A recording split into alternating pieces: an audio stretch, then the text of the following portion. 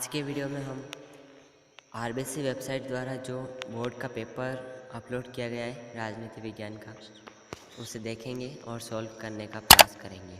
यहाँ पर आप पूर्णांक देख पा रहे होंगे 80 नंबर का है। तो इसका नंबर 1 प्रश्न है, निम्नलिखित प्रश्नों में उत्तर का सही विकल्प चयन कर उत्तर पुस्तिका में लिखें। तो इसका आंसर है स वाला 1949। इसके बाद दूसरा पॉइंट नंबर है, शॉक थेरेपी किस वर्ष में अपनाई गई थी? इसका आंसर है शॉक थेरेपी 1990 में अपनाई गई। ये जो ब वाला ऑप्शन है वो इसका आंसर है। इसके बाद पॉइंट नंबर 3 है, साप्टा संबंधित है। साप्टा यहाँ पर किससे संबंधित है दोस्तों? यहाँ पर इसका सही ऑप्शन है ब, सार्क से। पॉइंट नंबर 4 है, भारत ने पहला परमाणु परीक्षण किया। तो भारत ने पहला परमाणु परीक्षण 1974 में किया। इसका सही आंसर होगा अ। पॉइंट नंबर 5 है, वैश्विक संपदा या मानवता की साझी विरासत में क्या सम्मिलित नहीं है? यहाँ पर जो हमने वायुमंडल भी है, समुद्री सतह भी है, बाहरी अंतरिक्ष भी है। तो यहाँ पर हमारा सही आंसर हो जाएगा ब, सड़क मार्ग। इसके बाद पॉइंट नंबर 6 है, स्वतंत्र भारत में प्रथम। इसके बाद पॉइंट नंबर 6 है, स्वतंत्र भारत में प्रथम आम चुनाव कब हुआ? तो इसका सही आंसर होगा अ, 1952। पॉइंट नंबर 7, नीति आयोग की स्थापना कब हुई थी? इसका सही आंसर होगा स,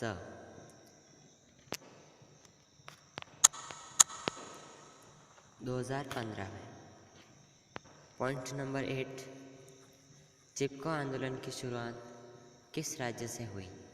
इसका सही आंसर होगा ब, उत्तराखंड।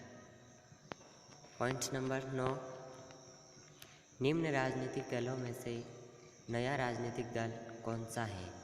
तो इसमें नया राजनीतिक दल है दोस्तों आम आदमी पार्टी। पॉइंट नंबर 10, संयुक्त राष्ट्र संघ के प्रथम महासचिव कौन थे? तो इसका सही आंसर हो जाएगा अ, ट्राइगव ली। इसके बाद पॉइंट नंबर 11 है, 2 जून 2014 को निम्न में से कौन सा नया राज्य बना? तो इसका सही आंसर हो जाएगा तेलंगाना। पॉइंट नंबर, इसके बाद क्वेश्चन नंबर 2 है हमारा, रिक्त स्थान की पूर्ति कीजिए।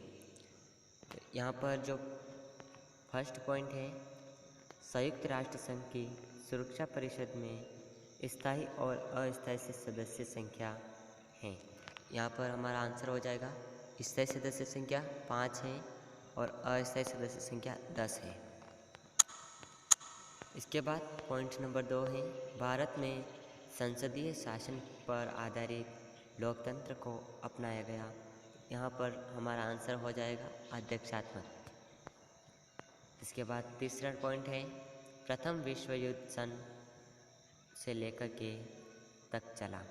यहाँ पर हमारा प्रश्न हो जाए आंसर हो जाएगा 1914 से 1918 तक चला। पॉइंट नंबर 4, रूस की 1917 की समाजवादी क्रांति के बाद अस्तित्व में आया। यहाँ पर हमारा सही आंसर हो जाएगा समाजवादी सोवियत गणराज्य। पॉइंट नंबर 5, नामदेव डसाल भाषा के प्रसिद्ध कवि थे। तो दोस्तों हमने जो पाठ में पढ़ा था, नामदेव डसाल मराठी के प्रसिद्ध कवि थे। तो यहाँ पर हमारा आंसर हो जाएगा मराठी। पॉइंट नंबर 6, मंडल आयोग को उनके अध्यक्ष के नाम पर कमीशन कहा जाता है। तो यहाँ पर हो जाएगा बिंदेश्वरी। प्रश्न नंबर 3, प्रश्न नंबर 3 है, कूटनिरपेक्ष आंदोलन के प्रणेता कौन थे? तो यहाँ पर हमारा आंसर हो जाएगा Pandit Jawaharlal Nehru, colonel Nasser, marshal Tito, doctor Sukarno. इसके बाद प्रश्न नंबर 2 है, पॉइंट सोवियत संघ का विघटन कब हुआ? यहाँ पर हमारा आंसर हो जाएगा 25 दिसंबर 1991 को। क्वेश्चन नंबर 3, सार्क का पूरा नाम लिखिए। दोस्तों यहाँ पर सार्क का पूरा नाम है south Asian association reasoning corporation. इसके बाद क्वेश्चन नंबर 4, द्विराष्ट्र सिद्धांत किस राजनीतिक दल द्वारा दिया गया था? यहाँ पर हमारा आंसर हो जाएगा ऑल इंडिया मुस्लिम लीग। प्रश्न नंबर 5, प्रथम पंचवर्षीय योजना का कार्यकाल बताइए। तो इसका आंसर हो जाएगा सन 1951 से 1956। प्रश्न नंबर 6, ग्रामीण महिलाओं ने शराब के खिलाफ कौन सा विरोधी आंदोलन किया? यहाँ पर हमारा आंसर हो जाएगा ताड़ी विरोधी आंदोलन। इसके बाद क्वेश्चन नंबर 7, राजीव गांधी की मृत्यु के बाद कांग्रेस पार्टी ने किसे अपना प्रधानमंत्री चुना? इसका आंसर हो जाएगा नरसिम्हा राव। क्वेश्चन नंबर 8, 2019 का 8वां कूटनिरपेक्ष सम्मेलन किस देश में हुआ? इसका आंसर है बेलग्रेड में। इसके बाद यहाँ पर लघुत्रात्मक प्रश्न आ गए हैं जिन्हें हमें लगभग 60 शब्द की सीमा में देना है। तो यहाँ पर यहाँ का पहला प्रश्न है, महाशक्तियाँ छोटे देशों के साथ सैन्य गठबंधन रखने के कोई 2 कारण बताइए। इसका आंसर है, पहला कारण, महाशक्तियाँ छोटे देशों के भूभाग को अपने सैनिक साधनों के रूप में प्रयोग करना चाहती थीं।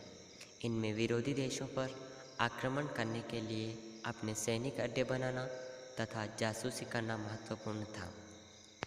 पॉइंट नंबर 2 है, महाशक्ति छोटे देशों से सैन्य गठबंधन करके